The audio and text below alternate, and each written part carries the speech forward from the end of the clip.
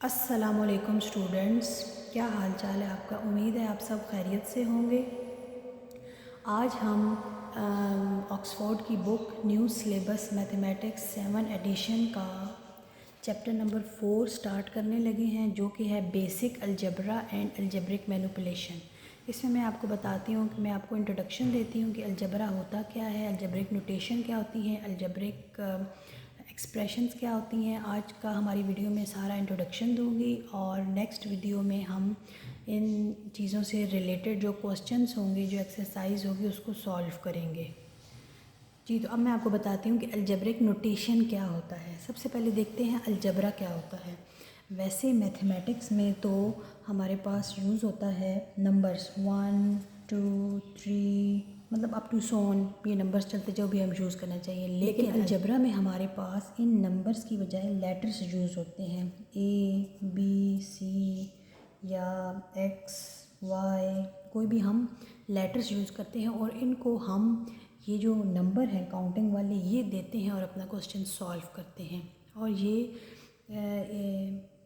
1 की जो वैल्यू है वो फ़िक्स है, 2 की फ़िक्स है, 3 की फ़िक्स है। लेकिन जब हम ABCXYZ ये चीज़ें यूज़ करते हैं तो इनको हम कोई भी नंबर दे सकते हैं, 1 भी दे सकते हैं, 2 भी दे सकते हैं, 3 भी दे सकते हैं। मतलब इनकी वैल्यूज़ फ़िक्स नहीं होती और ये चेंज होती रहती हैं, जिसकी वजह से हम इनको वेरिएबल्स कहा जाता है। ये जो अलजबरा में इन चीज़ों को वेरिएबल्स कहा जाता है, क्योंकि इनकी वैल्यू वेरी करती रहती हैं, चेंज होती रहती हैं।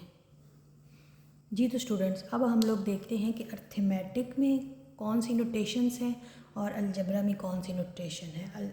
अर्थमेटिक मींस कि आम जो हम मैथमेटिक्स हम पढ़ते चले आ रहे हैं उसमें हमारे पास जो यूज़ होते हैं, जैसे हम इसको बोल सकते हैं कि 2 + 3 कर दें या 3 + 2 कर दें। इनका आंसर 5 ही आना है। 2 + 3 करें मतलब कि जगह चेंज करने से फ़र्क नहीं पड़ता, आंसर सेम आता है। और अलजबरा में भी ऐसे ही होता है। अलजबरा में 1 2 3 अर्थमेटिक नंबर्स की बजाय वेरिएबल्स यूज़ किए जाते हैं, लेटर्स यूज़ किए जाते हैं। तो इनको हम अलजबरा की ज़बान में लिखते हैं A+B करें या B+A करें, इनका आंसर C ही आएगा। इसी तरह जब हम माइनस में करते हैं तो 6 - 5 हमारे पास आंसर 1 आएगा।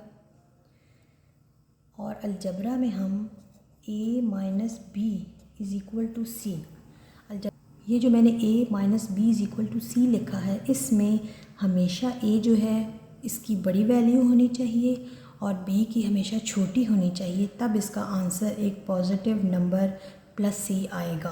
क्योंकि बड़े में से छोटे को माइनस किया जा सकता है, लेकिन अगर हम छोटे में से बड़े को माइनस करेंगे तो आंसर के साथ हमें एक साइन माइनस का भी आएगा। जैसे कि मैं आपको बताती हूँ, यहाँ पर हम A को हम 6 वैल्यू दे लेते हैं और B को हम 8 दे लेते हैं, तो इसका आंसर क्या आएगा -2। यानी कि 8 में से 6 माइनस करें तो 2 आएगा, लेकिन साइन कौन सा आएगा, माइनस का। तो हमें तो एक C चाहिए, एक प्लस वैल्यू चाहिए, तो हम यूँ नहीं कर सकते। इसीलिए हम कहते हैं कि ये जो A वेरिएबल है ये हमेशा बड़ा होना चाहिए। यानी कि A को हम कौन सी वैल्यू दें, 8 दे दें, -B को हम 4 दे दें, तो हमारे पास आंसर 4 आएगा, जो कि एक पॉजिटिव होगा। इसी तरह जब हम मल्टीप्लिकेशन की बात करते हैं तो हम अर्थमेटिक टर्म्स में हम यूज़ करते हैं 3 × 5 कर लें या 5 × 3 कर लें, आंसर 15 ही आएगा। इसमें बड़े और छोटे की कोई तफरीक नहीं है कि बड़ा पहले आए या छोटा बाद में आए। लेकिन जब हम अलजबरा में बात करते हैं A × B करें या B × A करें, इन सब का आंसर C ही आना चाहिए। यानी कि A × B का भी आंसर C आएगा और B × A का भी आंसर C आएगा। लेकिन अलजबरा में हम मल्टीप्लाइड का साइन नहीं डालते, इसको हम आम तौर पर AB लिखते हैं या बी ए लिखते हैं, यानी अलजबरा में आप जहाँ पर भी दो वेरिएबल्स देखेंगे कि ए और बी लिखा हुआ है, इसका मतलब है कि ये आपस में मल्टीप्लाइड हो रहे हैं। इसी तरह जैसे हम ए बी और सी लिखते हैं तो इसका मतलब है कि ये तीनों वेरिएबल्स आपस में मल्टीप्लाइड हो रहे हैं, अगरचे इनके दरमियान मल्टीप्लाइड का साइन नहीं है, जो कि हम अलजबरा में नहीं लिखते, लेकिन ये आप बिल्कुल इसी तरह अब हम स्केयर की बात कर लेते हैं कि अर्थमेटिक में स्केयर क्या होता है। 3 multiplied by 3 is equal to 3 square. अब ये रूल कैसे हमें पता चलता है कि इसकी पावर 2 आई है, क्योंकि ये 3 है, इसके ऊपर इसका जो इंडेक्स दिया हुआ है, जो पावर दी हुई है वो 1 दी हुई है। ये भी 3 है, इसके ऊपर भी पावर 1 दी हुई है। जब बेस यानी कि 3 बेस है और ऊपर इसकी पावर कुछ नहीं दी हुई, इसका मतलब है 1 हर की वैल्यू 1 होती है। अगर हमें 2 दी गई होती तो वो तो पहले से लिखा होता, लेकिन जब हमें कोई नहीं दिया तो इसका मतलब है सबकी पावर 1 ऊपर होती है। तो जब बेस सेम होती हैं तो उनकी पावर्स ऐड हो जाती हैं। जब बेस मतलब इधर भी 3 ही है, इधर भी 3 ही है, तो ये 3 क्या है, ये बेस है। तो बेस को हम एक दफ़ा लिखेंगे, ऊपर जो इनकी पावर्स हैं ये 1 और ये 1, ये प्लस हो रहे हैं, 1 + 1 2। हम हर जगह देखते तो हैं कि अर्थमेटिक में 3 स्क्वायर लिखा होता है, 3 क्यूब लिखा होता है, लेकिन उसके पीछे ये रूल होता है कि जब बेस सेम होती है तो उनकी पावर्स ऐड हो जाती हैं। इसी तरह अगर हमारे पास 3 मल्टीप्लाइड बाई 3 आ जाए तो इन सब की बेस सेम है, तो इनकी पावर्स 1 + 1 + 1, ये 3 आ जाएगा। और 3 का स्क्वायर लेंगे तो 9 आ जाएगा। इसी तरह 3 का क्यूब लेंगे तो 27 आ जाएगा। मीन्स को 3 को 3 टाइम मल्टीप्लाइड्स करेंगे, 3 3 ज़ा 9, 9 3 ज़ा 27, ये आंसर आ जाएगा। इसी तरह जब हम अलजबरा में हम जब स्क्वायर लेते हैं तो A क्रॉस A, ये भी वही रूल है, इनकी बेस सेम है, 1 टाइम लिखेंगे, ऊपर पावर्स 1 + 1 2। इसी तरह A multiplied bye A multiplied bye A multiplied bye A कर लें तो सबकी बेस सेम है, A 1 टाइम लिखेंगे, ऊपर सबकी पावर्स 1 + 1 + 1 + 1 4 आ जाएगा। बिल्कुल ऐसे ही हम डिवीज़न में भी करेंगे।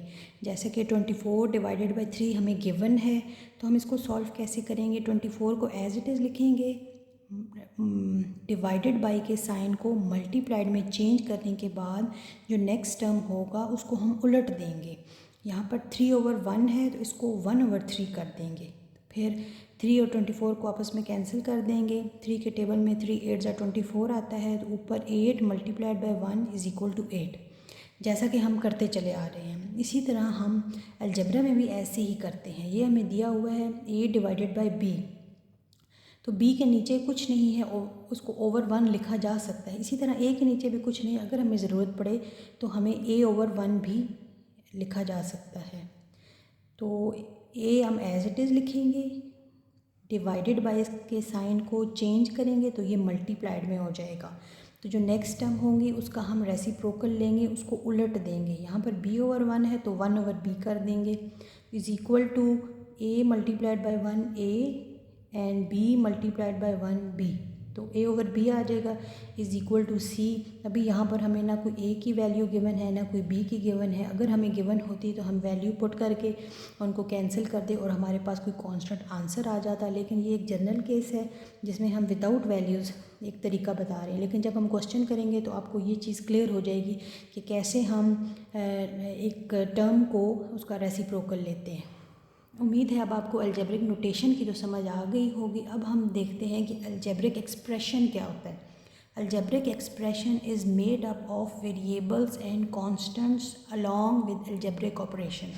कि अलजेब्रिक ऑपरेशन कैसे बना होता है, इसके अंदर वेरिएबल्स होते हैं जिनकी वैल्यू वेरी करती रहती है, एंड कांस्टेंट और फिक्स नंबर्स होते हैं। कांस्टेंट का मतलब होता है फिक्स नंबर, यानी 2 3 5 ये फिक्स नंबर होते हैं, इनको कांस्टेंट कहा जाता है। जबकि वेरिएबल्स x y z इसको कुछ भी वैल्यू दी जा सकती है। अलॉन्ग विद अलजेब्रिक ऑपरेशन, यानी कि इनके दरमियान अलजेब्रिक ऑपरेशन यूज़ हो रहा होगा, plus minus multiplied and divide. अब हम एक इक्वेशन लिख लेते हैं, जैसे कि 8x माइनस थ्री, इसको हम एक अलजेब्रिक एक्सप्रेशन कहेंगे। सबसे पहले दरमियान में ये जो माइनस यूज़ हो रहा है ये अलजेब्रिक ऑपरेशन है, ये अलजेब्रिक ऑपरेशन इसको कहेंगे। अगर यहाँ पर माइनस है प्लस भी आ जाता तो भी अलजेब्रिक ऑपरेशन, मल्टीप्लाई डिवाइड कोई भी साइन आ जाए तो ये अलजेब्रिक ऑपरेशन होगा। इसी तरह ये 8x एंड 3, ये इसमें 2 टर्म्स यूज़ हुई हैं। एक पहली टर्म कौन सी है, 8x एंड 3 दूसरी टर्म है। इसके बाद भी अगर कोई टर्म होती दरमियान में प्लस माइनस मल्टीप्लाई डिवाइड होता तो हम इसको 3 टर्म कहते हैं। अब ये 8x भी एंड 3 भी ये टर्म्स हैं। इसके अलावा अब 8x के अंदर x जो है वो वेरिएबल है, क्योंकि x को कोई भी वैल्यू दी जा सकती है और ये वैल्यू वेरी कर सकती है। हम जो भी हमें क्वेश्चन में गिवन होगा हम वो वैल्यू दे सकते हैं। जबकि इसके साथ जो वेरिएबल के साथ जो 8 लिखा हुआ है ये कोफिशेंट है, x का कोफिशेंट है। 8 क्या है, कोफिशेंट है। वेरिएबल के साथ जो भी कोई नंबर लिखा होगा वो उस वेरिएबल का कोफिशेंट कहलाएगा। इसी तरह हमारे पास 3 बच जाता है तो 3 क्या हुआ, ये कांस्टेंट होगा, क्योंकि इसके साथ वेरिएबल तो है ही नहीं, कांस्टेंट। इसके साथ कोई वेरिएबल नहीं है, x y z कुछ भी नहीं, ये अकेला एक डिजिट है जो कि 3 है और ये फिक्स है, इसलिए इसको कांस्टेंट कहेंगे। इसी तरह हम एक और इक्वेशन लिख लेते हैं, उसमें मैं आपको समझाती हूँ। y minus 3x plus 1। सबसे पहले इसके अंदर टर्म्स हम देखते हैं कितनी है। एक ये टर्म, ये पहली टर्म y, दूसरी टर्म 3x, तीसरी टर्म 1। दरमियान में प्लस और माइनस के साइन यूज़ हो रहे हैं। इसमें टर्म्स कितनी हैं, 3। अब इसमें वेरिएबल्स कितने हैं, एक y वेरिएबल है और एक x वेरिएबल है, मीन्स के 2 वेरिएबल्स हैं। और इसमें कांस्टेंट 1 ही है और इसकी कोफिशेंट y का कोफिशेंट 1 होगा, क्योंकि इसके साथ अगर कोई वैल्यू नहीं दी गई तो यहाँ पर 1 होगा। y का कोफिशेंट 1 हुआ, x का कोफिशेंट -3 होगा।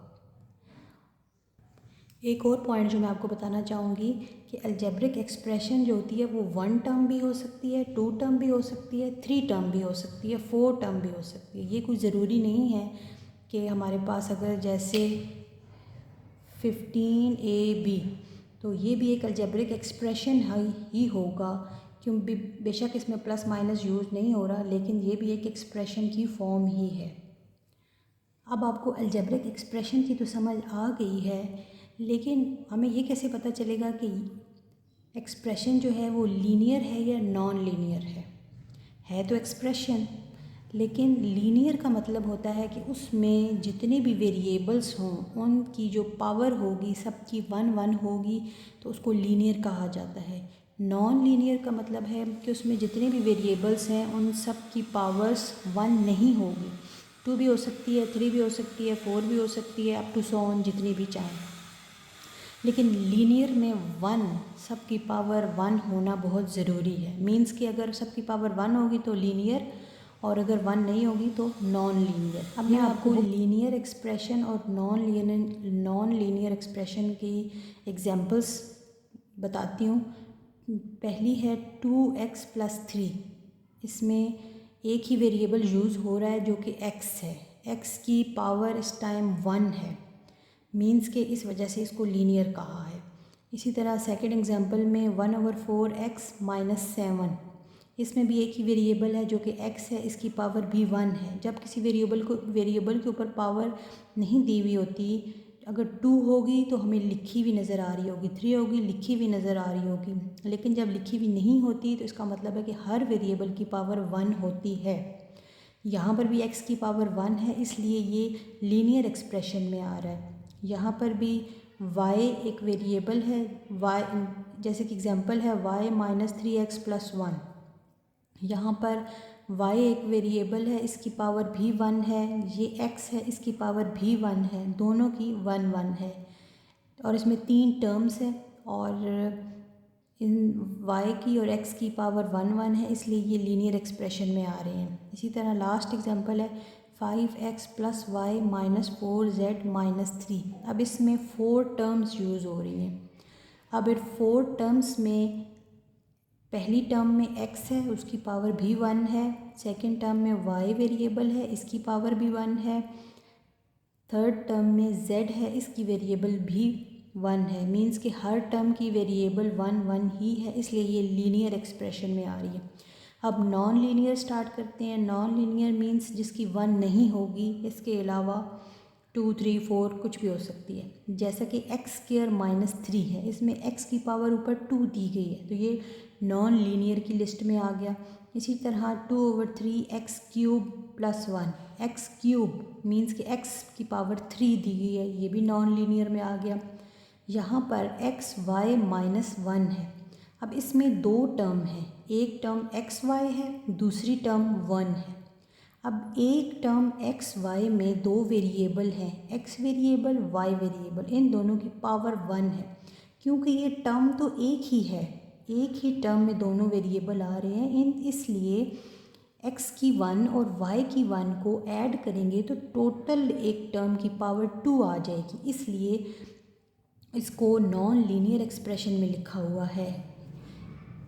एक टर्म के अंदर जितने भी वेरिएबल होंगे उन सब की पावर मिलाकर अगर 1 होगी तो वो लीनियर होगा। यहाँ पर हमें कोई भी एक टर्म के अंदर 2 वेरिएबल्स नहीं दिए गए थे, सेपरेट वेरिएबल्स दिए गए थे हर टर्म में।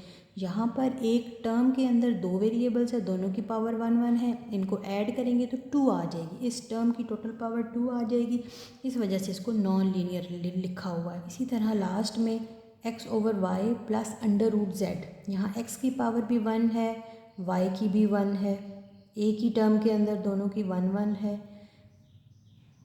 Plus under root z। Under root को हटाएंगे तो इसकी पावर 1/2 होती है, क्योंकि अंडर रूट की जो मैं आपको लिख के बताती हूँ कि z अंडर रूट को जब हटाएंगे तो उसकी पावर 1/2 आ जाती है।